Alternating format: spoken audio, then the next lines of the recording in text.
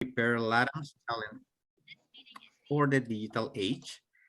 And we provide upskilling in digital skills for companies in Latin America. We teach things like product management, growth, data analytics, marketplace management, among other topics. We serve different companies across the region, from large corporations to startups. And how it works is we provide cohort-based courses that combine self-paced videos and live online sessions, providing students with a unique learning experience. Also, our experts work at the most innovative companies in the world. So they help us create these courses and also teach them. Okay, so now I'm gonna turn it over to Sameer. Thank you, Sameer. Sameer is an expert in marketplaces. Before I turn it over to you, quick message. Sameer is an expert in things like network effects, monetization of marketplaces. I actually knew about Sameer even before meeting him because I had read some of his articles in his website, and I was very excited when I met him some time ago. He's going to give us a talk, and then we will also have an opportunity to, you will have an opportunity to make questions at the end, okay? Oh, sorry, I was missing something very important. We will use Slido during the session, so please scan this QR code so you can put your questions there, and at the end we will discuss it with Sameer. Okay, awesome. So now it's time to turn it over to you, Sameer. Thank you so much. Thank you, Luis, for that intro. Hey everyone, I'm Sameer. As Luis mentioned, I'll shortly sort of share my presentation. Until then, I'll just give you a brief overview of what I do. I basically spend my time on three things. One is I'm part of the Atomico Angel program, and I only invest in startups with network effects. Unfortunately, it's Europe only because of the program, so that's where I'm restricted. But at least the network effects focus doesn't really go away. So my investments range from consumer social networks to B2B marketplaces, B2C marketplaces, SaaS collaboration. Anywhere you might see network effects, I'm probably there. So I've gone from dating apps to sort of B2B marketplaces for agriculture. So it's a pretty widespread, but they're surprisingly similar in terms of how you evaluate them. And so you'll see part of that today as well. So that's half my time. The other half of my time is running a cohort-based course on Maven, on network effects, and also doing some bit of consulting to fill the time. So that's pretty much about me. Let me start by sharing my screen, and I hope that Zoom will comply. All right, so here we are. Everyone, at least I can see it, so I'm assuming everybody else can as well. So today we're going to talk about how to make money from marketplaces, which is not as simple as it appears. Can we move to the next slide? Now, the basic rule with network effects is that any startup that's built on network effects tends to be more complex to monetize compared to something with a more traditional business model. So what's a traditional business model? So as you can see, that's where you've got a product that provides standalone value to your customers. So you can charge your customers for the value that your product provides. It could be hardware, it could be software, it could be SaaS. Your pricing could be upfront, it could be subscription. As long as it has standalone value, that means the software itself or the product itself has value for a customer by itself, you can basically charge them for it. Could you hit the next? A business model with network effects is more complicated because usually there's no standalone product. Instead, the product creates value by connecting multiple sets of users or customers to each other. And this applies to any type of network effect. Could be a marketplace, a social network, a platform, and so on. Now here, it's not always easy to figure out how or who you can charge because the product is the relationship between the users. And so how you monetize depends on the nature of these relationships. Next slide. Now, in marketplaces, the relationships between supply and demand depend on two factors. The first is transaction complexity, which is how hard is it to find a match and then complete the transaction. Next, the more complex the transaction, the harder it is to establish trust between both sides. Now, there's two parts to transaction complexity. You've got the match and you've got the transaction. The complexity of the match is pretty easy to figure out. Uber matches you to a driver automatically, so both the user and the driver don't really have to do much. But on Airbnb, you have to filter listings to find what you want and then hope that the host needs to accept. So the process of matching is a bit more complex. After finding a match, you can still have offline requirements, procedures, regulatory constraints that can increase the complexity of the transaction. So for example, on Airbnb, finding a match is somewhat complex. But once you find a property and make a booking, all you have to do is pay and show up on the right date and hopefully have a good time. But on other marketplaces, the transaction can be complex even after you find a match. So think about a B2B marketplace like Anvil. Anvil matches direct-to-consumer brands, basically brands selling a physical product of some sort, with custom manufacturers to build the thing they want to sell. Now, even after a brand finds a manufacturer, they still have to share the specifications of what they need to get manufactured. They need to inspect quality, and they can only negotiate pricing and finalize the deal after all of that is done. So this level of complexity makes it much, much harder to establish trust. The second factor is the degree of asymmetry between supply and demand, which is how much more valuable is one side compared to the other side. Next, the easiest way to think about this is how difficult it is to enable discovery on the marketplace. How do you gauge that? You have the lowest asymmetry when one side wants to transact with any buyer or supplier. It doesn't really matter. So then it's very easy to enable discovery. You are basically the arbiter of discovery. So for example, on Uber, you don't care who your driver is. Uber controls who your driver is. You have moderate asymmetry when one side wants to transact with a certain type of buyer or supplier. So on Airbnb, for example, you want a specific type of property at a specific destination. So you have some requirements. You have the highest asymmetry when one side wants to transact with a specific buyer or supplier, which means you can't control discovery. So on OpenTable, for example, you often want to book a specific restaurant. So now let's take a look at how these factors affect potential monetization models. In general, there's 6 models used by network effect-based businesses, including marketplaces. So I'll go through each one of those 6. Next slide.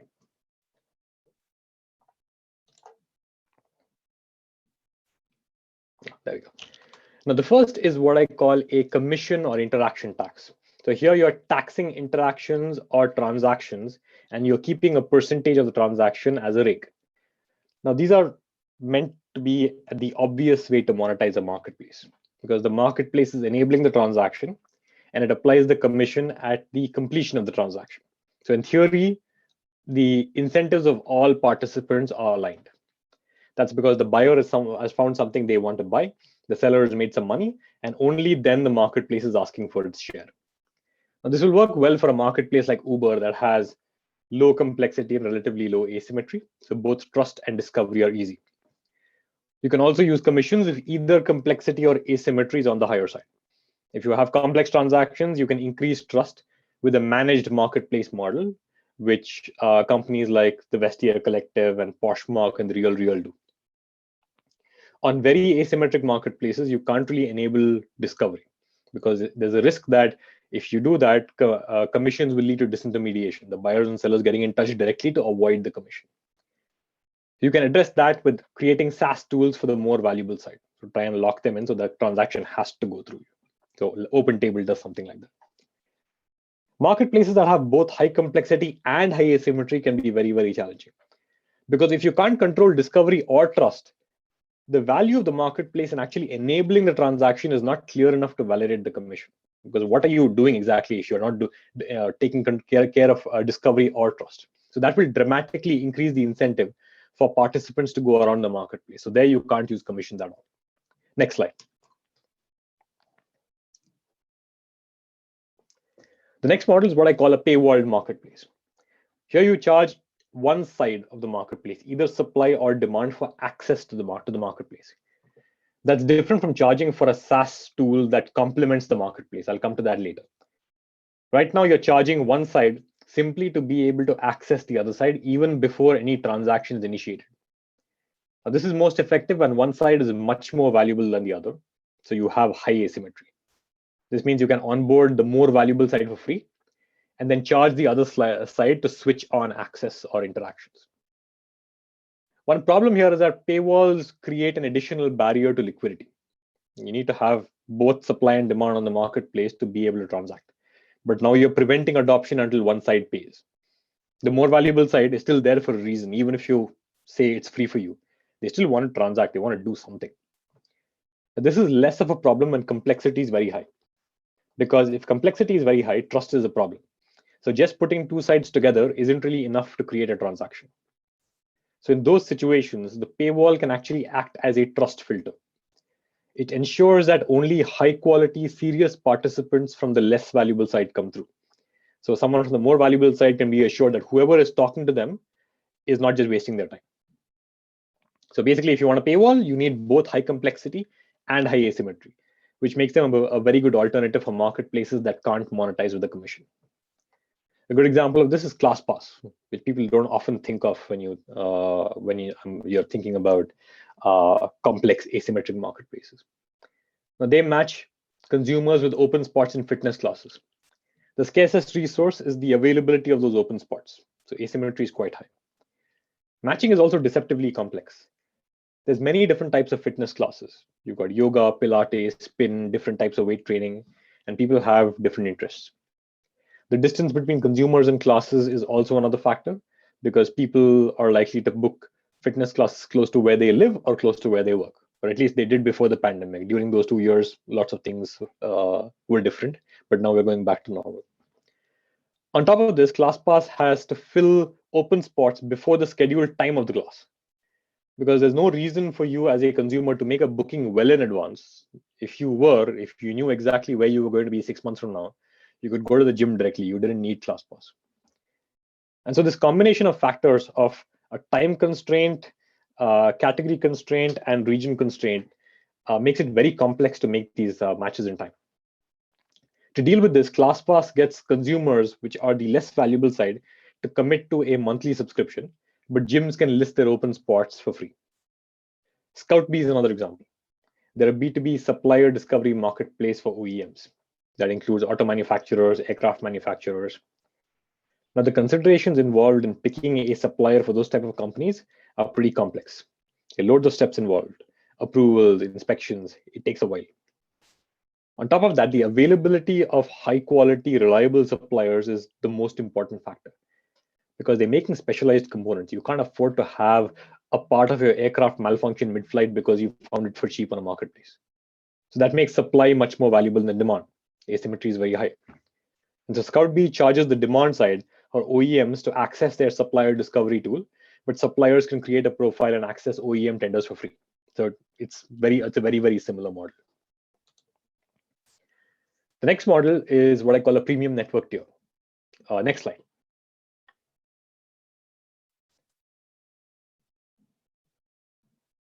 There we go. Now here, the marketplace isn't charging at the point of entry. So all participants come onto the marketplace for free.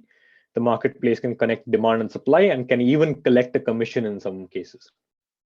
On top of this, you have an optional premium variant of this marketplace for one side that gives them enhanced matching opportunities, which means access to more buyers or suppliers or access to better buyers or suppliers.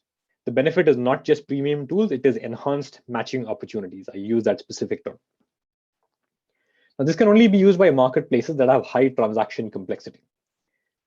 If matching is easy, there's really no pain to drive upgrades.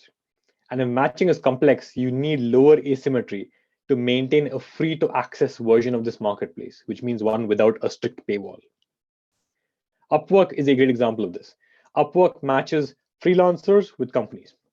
In the free version, companies can do pretty much everything you might expect them to be able to do on a marketplace. They can post jobs, set pricing, search for freelancers, invite them to apply, hire them, manage them, and pay them. And in return, Upwork takes a 10% commission and a 3% payment processing fee. The challenge is, in this free tier, companies are limited to just 3 freelancer invites per job post, which can have a pretty big impact on the quality of a potential match. because there's wide variance in skill sets of freelancers and wide variance in project requirements. So to cater to this, they have a premium version of this marketplace that you can get access to for a monthly subscription that can raise this cap to 10 freelancer invites or completely remove this cap for a higher tier. That will dramatically increase the odds of finding a high quality freelancer. Another example is the Real, which is a marketplace to buy and sell luxury fashion or accessories. Obviously, transactions are complex here because every item is different, not just by brand and style, but also by fit. It needs to fit you.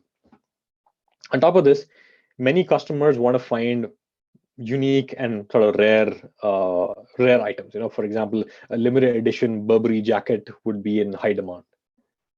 So to cater to this, they have an optional subscription service called First Look, which gives subscribers early access to listings for that monthly fee. So anytime they have a new listing on the Real, it first goes to First Look subscribers for the first 24 hours. And only if it's not bought during that time by those subscribers does it go on to the rest of the marketplace. So that's another example of an enhanced matching opportunity. Next slide.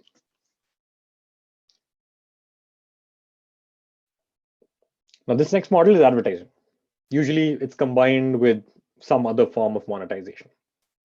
Now, this has the potential to be a very high margin revenue stream, but it can still be very, very tricky for marketplaces because it interferes with supply curation. So for example, let's say you have a commission on your marketplace, because advertising is normally combined with other forms of monetization. You maximize the odds of a match and therefore earning that commission by highlighting the best possible supplier for a given buyer need. But if you allow suppliers to promote themselves, that conflicts with this goal because the suppliers who are advertising might not be the best fit for that buyer. So advertising is most effective when transaction complexity and asymmetry are at least high enough to make it difficult to use commissions exclusively. Or if liquidity is so high that adding friction does not really make a difference. Like if you go on Amazon, there's so much liquidity on Amazon that frankly, even if they allow suppliers to advertise, odds are those suppliers are just about as good. What about a marketplace that's got a paywall instead of a commission? Now there as well, it's a bit challenging to mix in advertising. A paywall marketplace has to be highly asymmetric.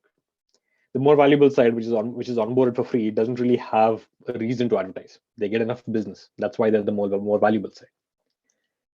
The less valuable side is already paying a fee to reach the more valuable side.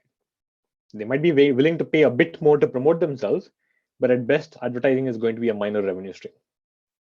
One way to get around this problem is just by combining the paywall and advertising together in one whole. I call that paywall advertising. So that's basically a standardized advertising package that requires a recurring subscription to access the marketplace. So without that subscription, you cannot access that marketplace. If you subscribe, that gives you access to advertising as well. So for example, AutoTrader is a used car marketplace that connects both car dealerships and private sellers to a potential buyer. Matching is quite complex. Every car is different, not just by the make, not just by the brand, also by condition, which is why people want to inspect a car in person and take a test drive before they decide to buy this car. They want to know if it works. Asymmetry is also quite high. Dealerships are often in competition with each other for buyers. And so AutoTrader makes money in two ways. One, they have just regular ad hoc advertising from private sellers. That means if I want to sell my car, I can go buy an ad on AutoTrader. But they also have paywall advertising packages for dealers.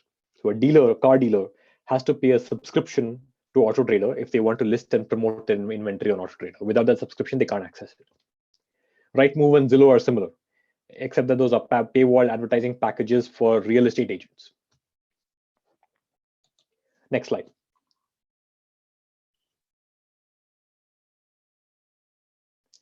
Next, we've got complementary products, which are very different from other monetization models we've seen so far. A complementary product does not generate revenue from access to or interactions on the marketplace. Instead, it's a standalone product that enhances the value proposition of the marketplace for one side of the marketplace. So within the marketplaces, it comes in two flavors. You've got single-player SaaS products, or you've got optional financial services. I'll explain single-player SaaS first. It's the more easier one to understand. It's also called the come for the tool, stay for the network model. and it has multiple benefits. First, if you're a marketplace, you can bootstrap one side before opening up to the other. You basically sell the software to one side of your marketplace. Once you have enough of them, you open up to the other side. So it becomes easier to kickstart the marketplace and solve that cold start problem. You can also improve your defensibility and scalability, especially if you're a marketplace that is sort of weaker in those respects. And you can also create a revenue stream by creating a subscription pricing for that software. Now, this is only effective when asymmetry is very high, because then you can sell the standalone product to the more valuable side. And once the SaaS product has locked in the more valuable side, it becomes easy to attract the less valuable side.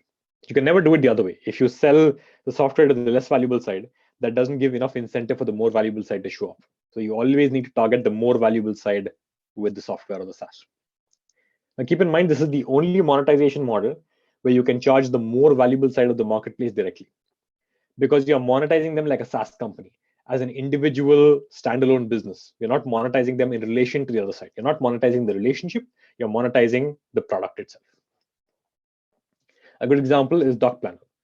They sell a SaaS product to doctors to help them digitize patient records and scheduling.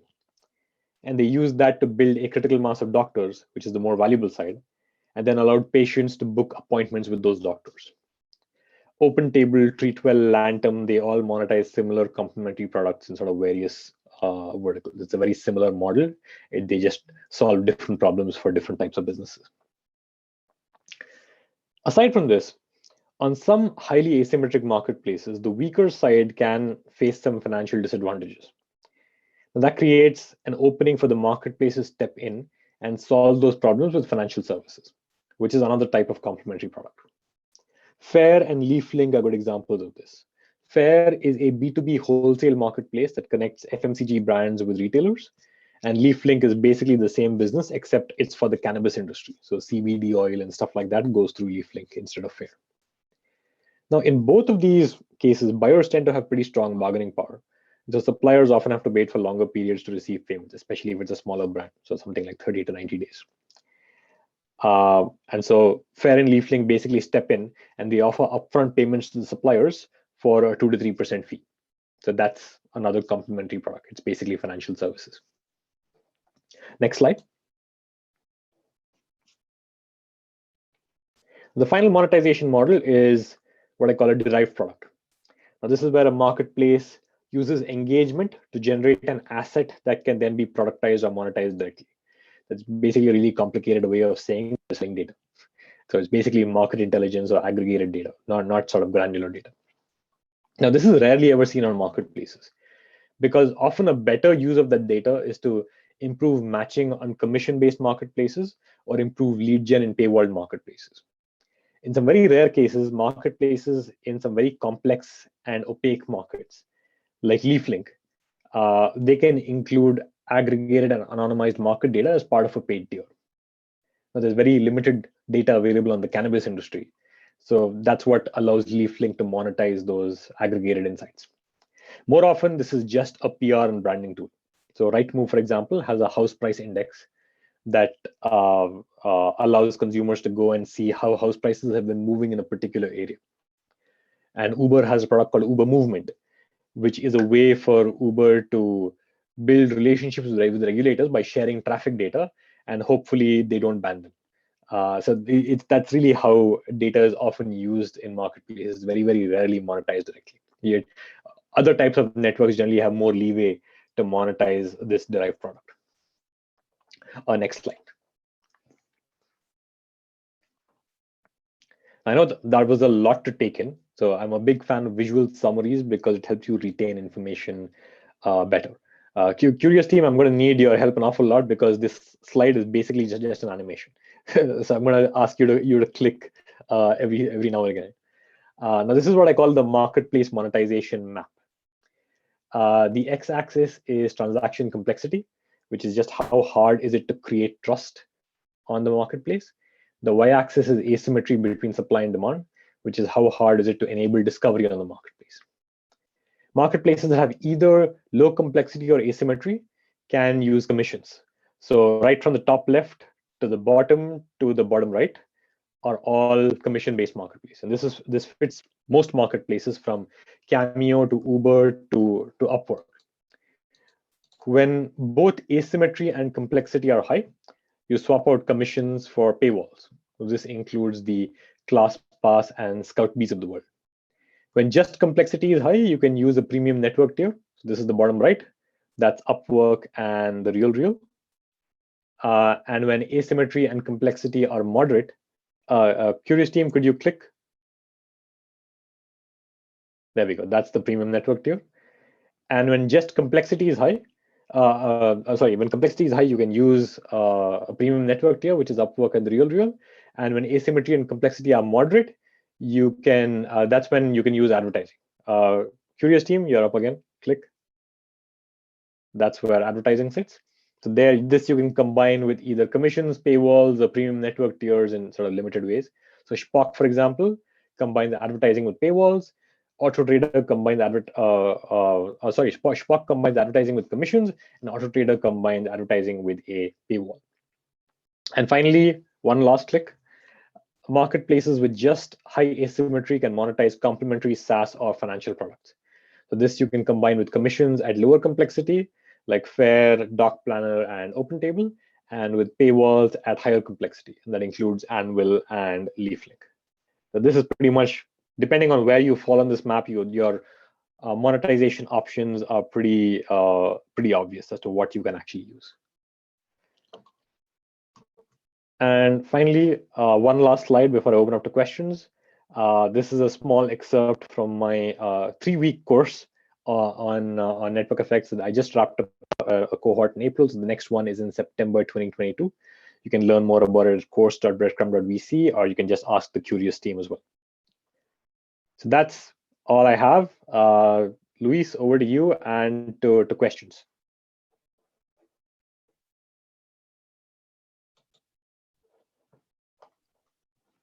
Awesome.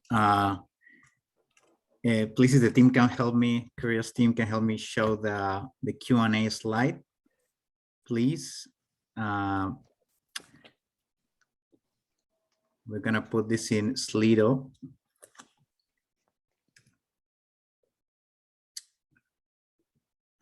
So, yeah, next slide, please.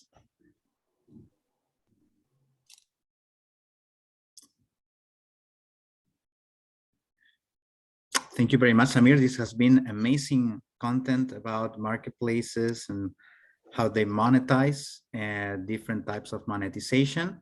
Please, guys, share your questions. Don't be shy. You can use this QR code here. We're going to share it through the chat as well. We're going to share a link through the chat. Okay. Looks like you've already got a few coming in. Mm-hmm.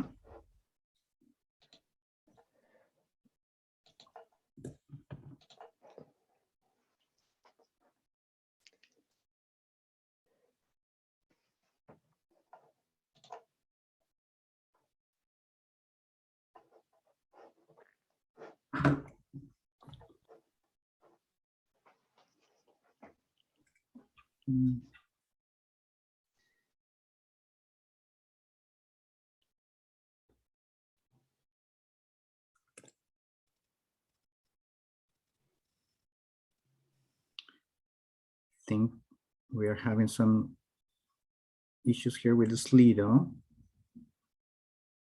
Okay.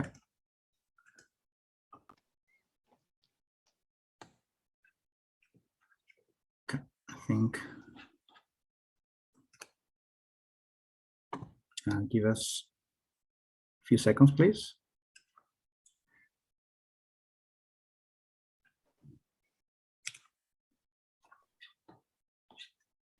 Okay, I have a question in the chat. I can try and answer that while this is getting set up.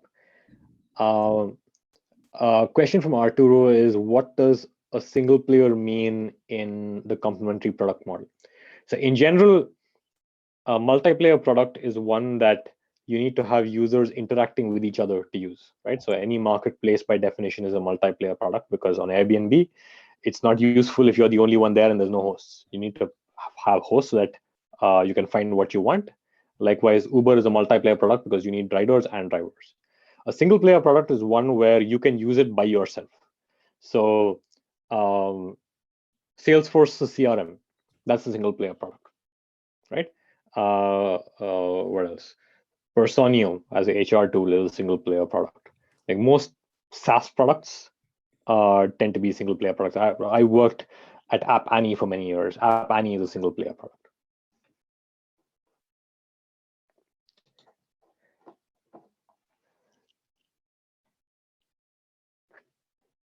Another one from Arturo is, what are the first metrics I should consider to measure supply? Oh, wait, we've got questions up here. So Arturo, I'm going to pause your questions and we'll go through these and I'll come back to you.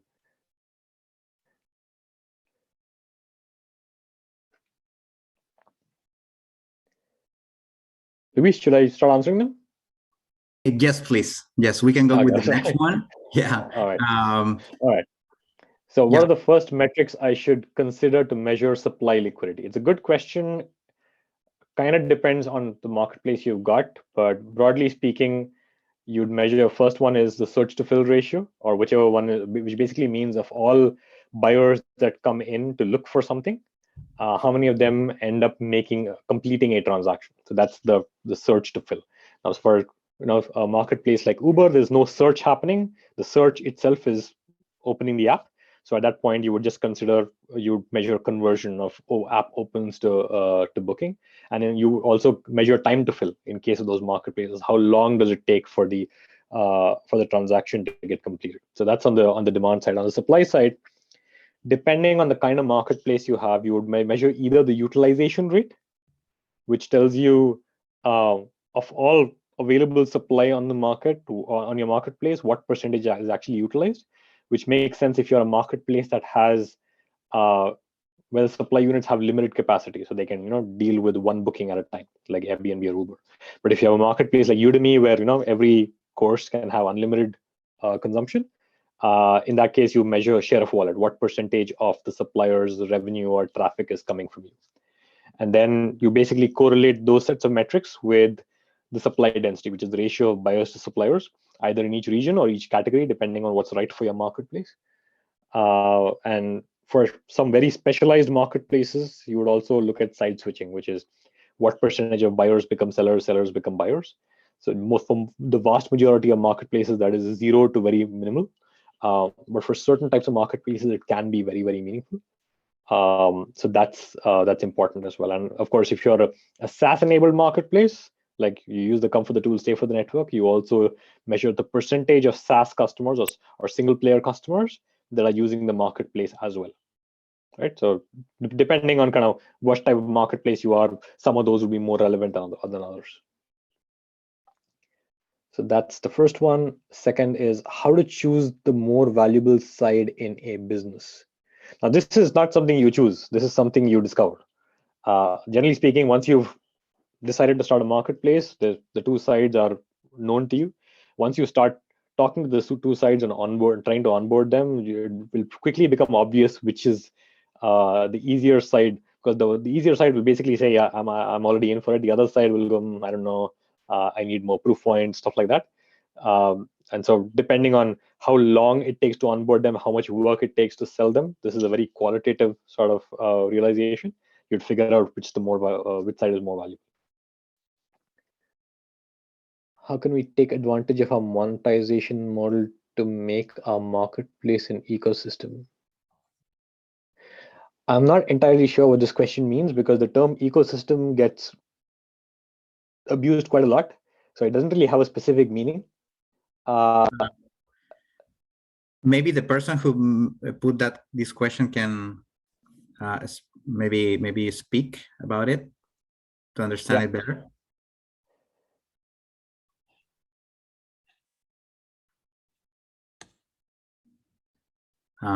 Okay, nobody. Nope. Okay, all right. We can come back to that one. We can go back, yeah. Right. Next question. How can my marketplace come from a horizontal platform to an omni-channel with multiple value-add services? Again, I'm not sure what this means. A platform is another one of those words that gets heavily abused, and it doesn't really mean a ton by itself. Like I have a much more specific definition of the word platform, but I assume that's not how it's being used here. So by that sounds like your marketplace is horizontal in the sense that it has multiple verticals on it, but I don't know what the rest of the question means. Omni-channel with multiple value-added services. Anyone want to shed more light on that? Okay, we'll put a pin in that one as well.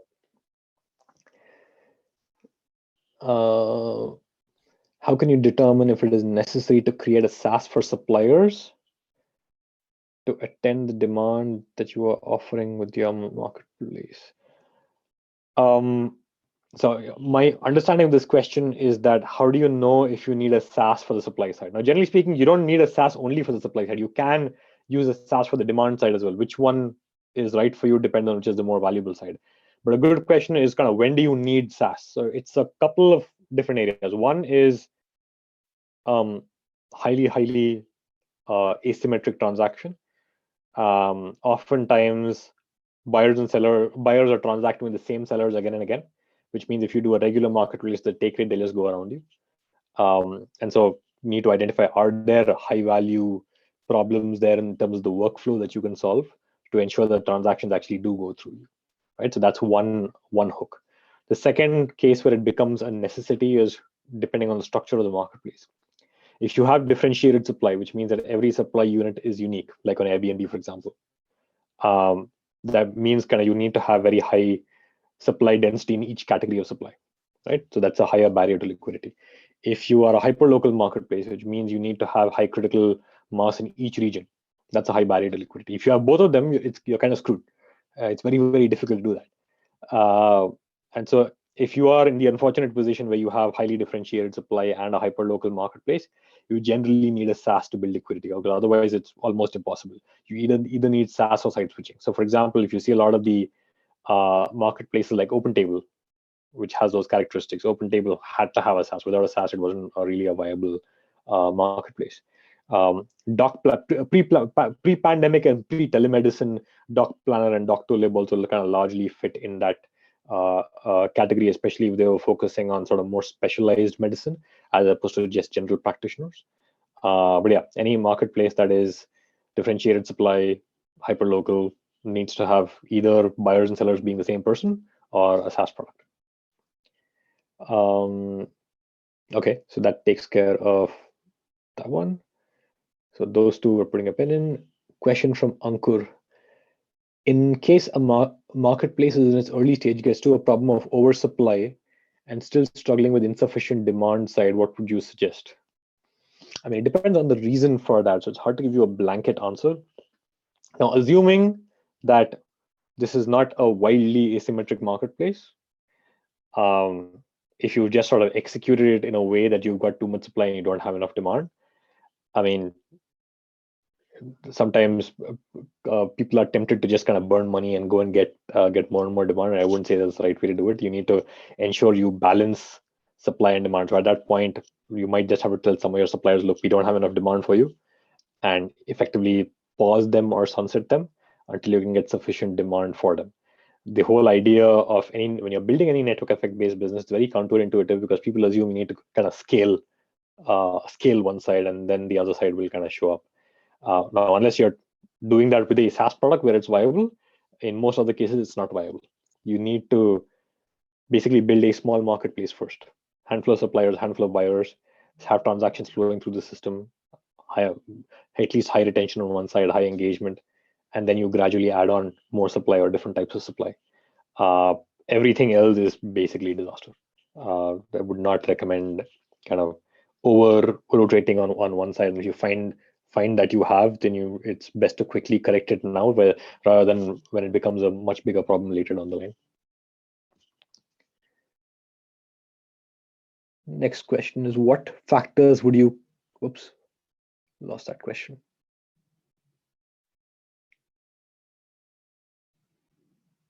Again. Since we lost the last one, If the person knows what question it is, please type it. Okay.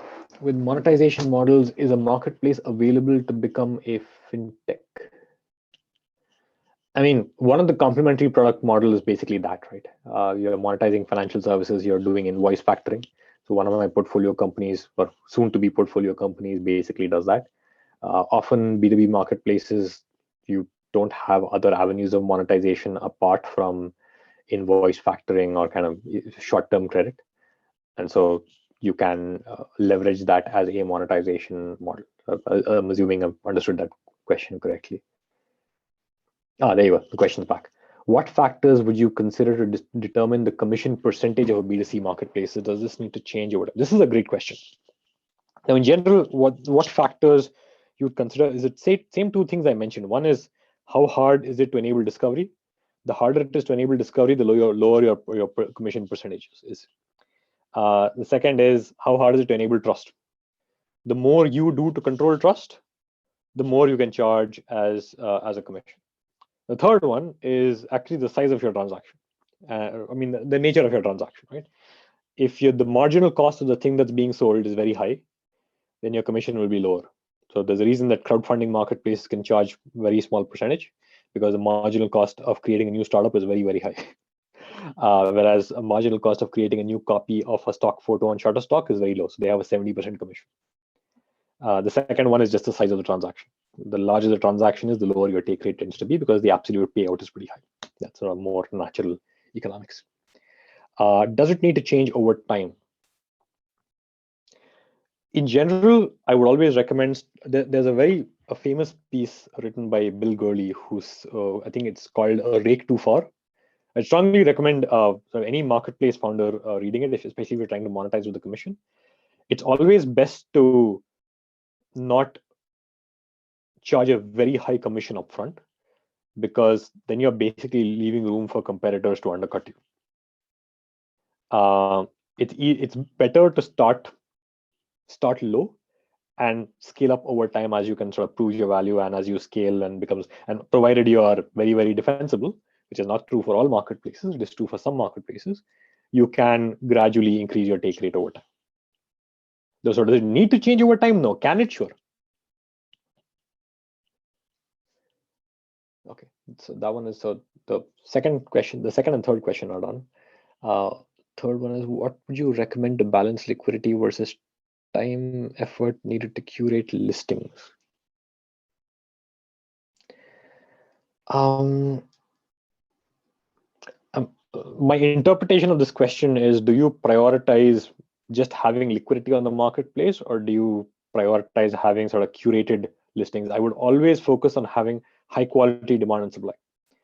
Liquidity for the sake of it doesn't actually matter, which is why if you most of the liquidity metrics I mentioned are things like search to fill and utilization rate and share of wallet. And they basically come down to transactions happening. Transactions aren't just going to come down because you have lots of buyers and suppliers. It'll happen because you have lots of desirable buyers and suppliers. So always, especially early on, manually curate your listings as far as possible. Over time, you can build in more mechanisms where that can be automated, but upfront, it's got to be fully handheld to make sure that transactions are happening and people are happy with the transactions. That part is very, very important. There's a article by Sarah Towell on this. She calls it minimum viable happiness or something like that. I think it's called the hierarchy of marketplaces, the post, and she mentions minimum viable happiness in that. So basically, GMV can be in the short term, GMV can be misleading because if you get in a lot of low quality demand and supply and people just don't know any better and go ahead and have a transaction, you can get sort of very good GMV in a month. But unless they're happy, that GMV is not going to be repeated, especially if you have sort of less frequent marketplaces with less frequent purchases, where it's harder to see the impact of that over time. It can be very dangerous to over-index on low quality liquidity. Third question is, when I launched my marketplace in the initial stage, what option do you recommend, commissions or paywall? So like I said, it doesn't really depend on whether you've got a marketplace in the early stage or not in the early stage. It depends on what type of marketplace you have. Do you have highly asymmetric marketplace? Do you have highly complex transactions? If you have both of those, it's a paywall.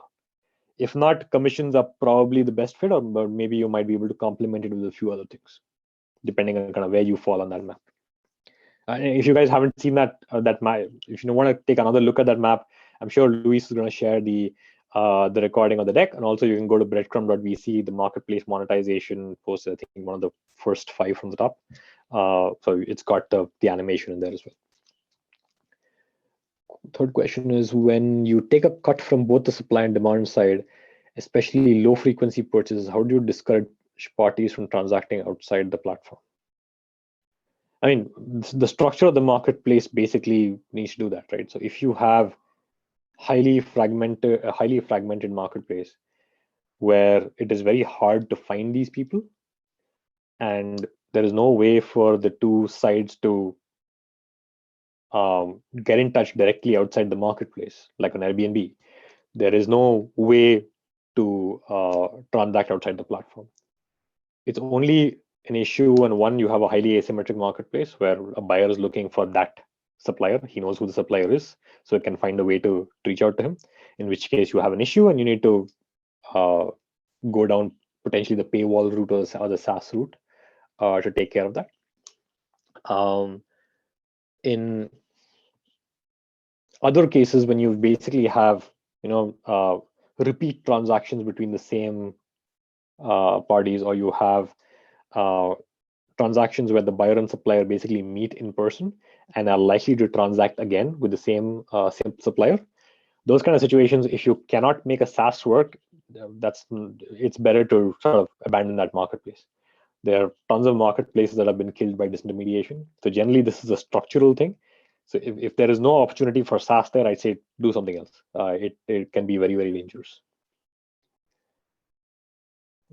Do you have some real life examples or good strategies to subsidize supply growth? I mean, subsidizing supply growth is just one of many ways to bootstrap supply. But again, this comes down to, it's very specific to the kind of marketplace you have, right? So if you were Uber, there really was no other way for you to attract drivers other than subsidizing them. You had to go pay them for them to come on when you hired very few riders or no riders. And generally, I'd say subsidizing is not a good strategy. It's one of those things where if you have to do it, you have to do it. So you don't really have any other advantages.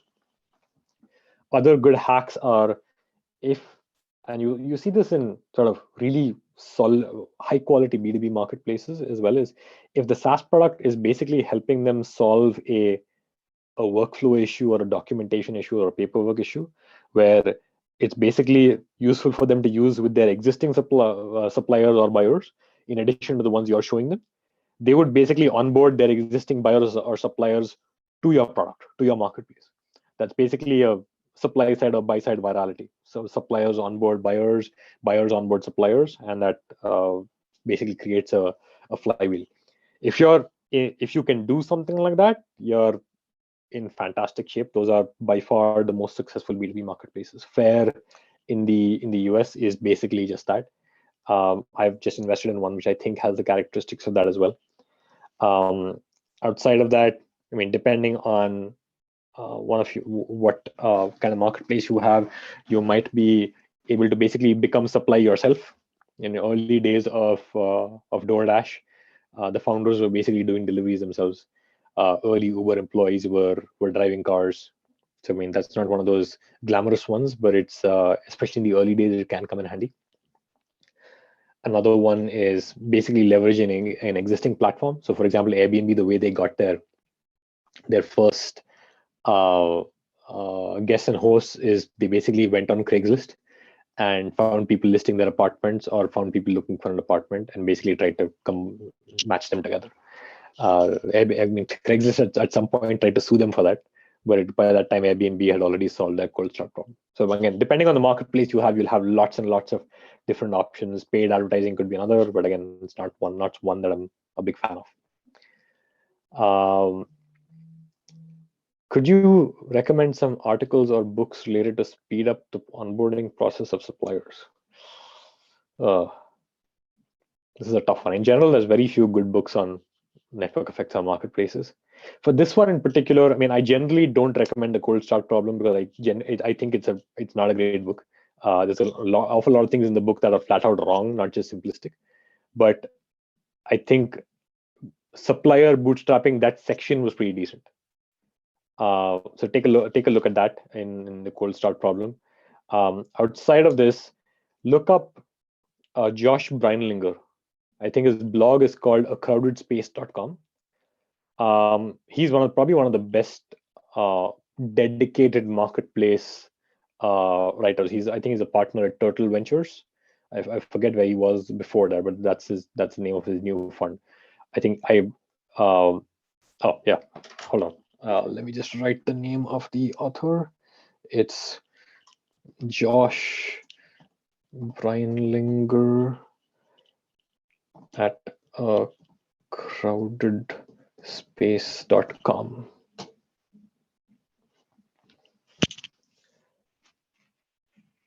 Yeah, and then there's the cold start problem as well. But again, I mean, just read those relevant sections. Like I said, there's an awful lot in that book that is wildly incorrect. It's more sort of part of it is just sort of a nice piece of fiction, I would call it. All right, I think that's all the questions, right? Oh yeah, we do have this one. Well, no, I answered this one. There were those questions about ecosystem and something else. Does anyone want to chime in there as to what that what the question meant? Okay, I guess that's a no. Okay, no. I do have one final question, Sameer. Nowadays, you hear a lot about the importance of managing profitability, unit economics. I would love to hear about from you, what are the implications in terms of, CAC, LTV for the different options of monetization that you describe? Maybe some idea that you can provide about that? Yeah, to be honest, there's not a huge correlation between them, because what your CAC and LTVs comes down to basically the structure of your marketplace, how frequently it's used, kind of what your churn rate is if you're a paywalled marketplace. It doesn't really have much to do with how you're monetizing. It probably has got more to do with the structure of your marketplace. So for example, if you're a hyperlocal marketplace, you're going to have to bootstrap from scratch in every single city. So Uber, for example, they bootstrapped, had to spend a lot of money to grow in San Francisco. Once they have riders and drivers, their CAC goes down a little bit. Then they move to, let's say, Los Angeles. And again, you don't have any riders or drivers. And again, you have to start subsidizing when your CAC is really high. Right? So your CAC can never really go beyond a point on a hyperlocal marketplace. So I think in general, if you're trying to create a hyperlocal marketplace in this environment, it's tough.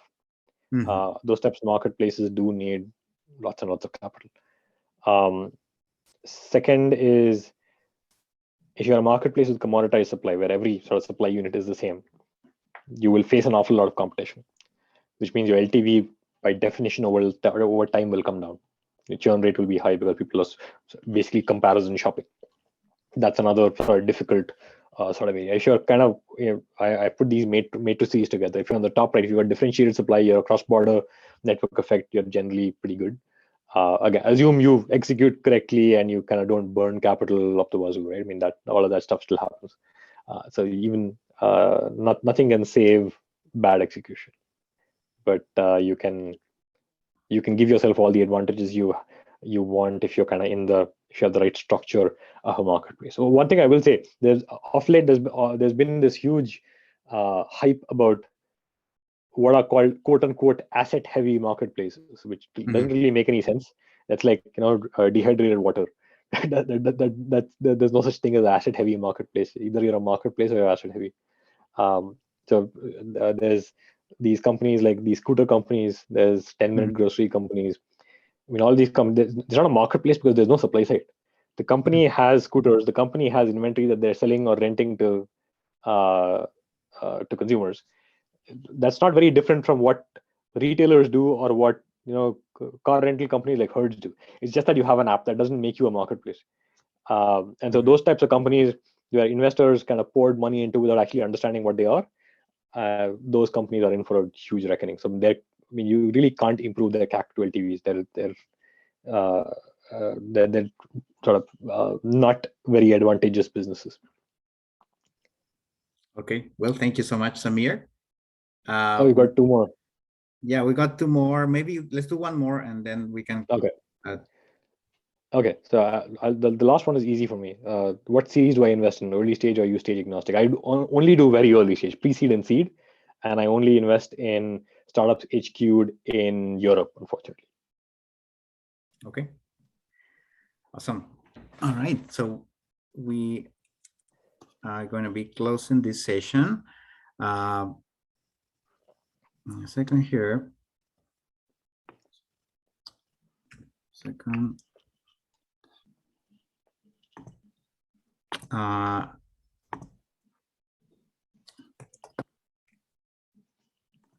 Things with my. Give me a second. Just promise one more slide to end. All right. Here. Well, first, thank you, Sameer, so much. This was a very interesting session, many good questions as well.